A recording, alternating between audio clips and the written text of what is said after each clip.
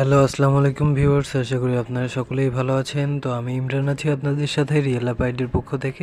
আমার সামনে যেই ছবিটা দেখতে পাচ্ছেন, তো এই ছবি থেকে আমি অবজেক্ট রিমুভ করছি। তো এরপরে দেখেন যে এই যে এরকম হয়ে গেছে। তো এই রকম ছবি আপনারা কিভাবে তৈরি করবেন বা কিভাবে আপনারা আপনাদের অবজেক্টকে রিমুভ করবেন, ধরেন যে সেটা যদি দেখতে অসুন্দর হয় এবং অগোছালো হয়, তাহলে সেই অবজেক্টকে কিভাবে রিমুভ করবেন আমার এই দুইটা পিকচারের মধ্যে দেখে নেন। তো এরকম কিভাবে করবেন আমি সেই জিনিসটাই আজকে ফুল ভিডিওর মাধ্যমে দেখিয়ে দেওয়ার চেষ্টা করব, আপনাদেরকে দেখাই কিভাবে আমি এই জিনিসটা করেছি। তো আমার চ্যানেলে যারা নতুন ভিউয়ার্স তারা অবশ্যই আমার চ্যানেলটিকে সাবস্ক্রাইব করবেন এবং পাশে থাকা বেল আইকনে ক্লিক করে রাখবেন যেন পরবর্তী ভিডিওর নোটিফিকেশন চলে যায় সবার আগে আপনার সামনে।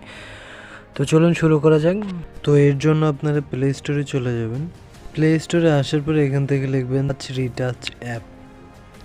তো টাচ রিটাচ অ্যাপ লেখার পরে এখানে সার্চ দিবেন। সার্চ দেওয়ার সাথে সাথে আপনাদের সামনে এরকম একটা অ্যাপস চলে আসবে। সো এখান থেকে আপনারা এটা ইনস্টল করে নেবেন। সো আমার এটা ইনস্টল করা আছে, আমি এটা ইনস্টল করছি না। তো ফার্স্টে আপনারা অ্যাপসে ঢুকবেন।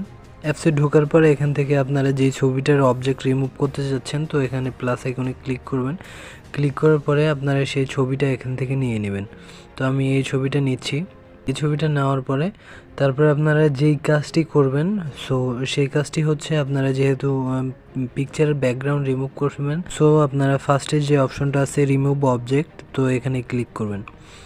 তো এখানে ক্লিক করার পরে আপনারা যেই অবজেক্টটাকে রিমুভ করতে চাচ্ছেন বা দেখতে ভালো লাগছে না, তো সেই অবজেক্টকে সিলেক্ট করবেন। দেখেন যে এই অবজেক্টকে আমি সিলেক্ট করতেছি। সিলেক্ট করার পরে আপনাদের অবজেক্টকে পরিপূর্ণভাবে সিলেক্ট করে নেবেন, একটু অবজেক্টের বাইরে নেওয়ার চেষ্টা করবেন যেন পরিপূর্ণভাবে সিলেক্ট হয়ে যায়। তারপরে এখান থেকে আপনারা নিচে গো দেখতে পাচ্ছেন, সো এখানে গোতে ক্লিক করবেন।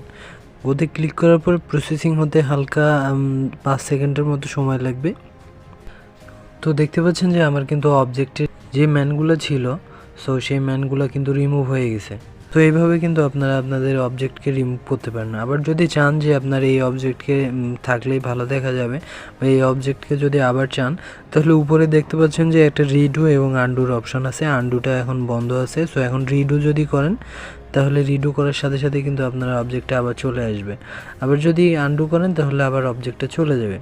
এইভাবে কিন্তু আপনারা আপনাদের কাঙ্ক্ষিত যে ছবি আছে সেই ছবির কিন্তু ব্যাকগ্রাউন্ডের অবজেক্ট রিমুভ করতে পারেন। এবারে আপনারা সেভ করবেন কিভাবে? সেভ করার জন্য আপনারা উপরে অ্যারো চিহ্ন দেখতে পাচ্ছেন, সো অ্যারোতে ক্লিক করবেন। তো অ্যারোতে ক্লিক করার পরে এখানে সেভের একটা অপশন আসবে অ্যারোর মধ্যেই, সো এখানে ক্লিক করে দিবেন।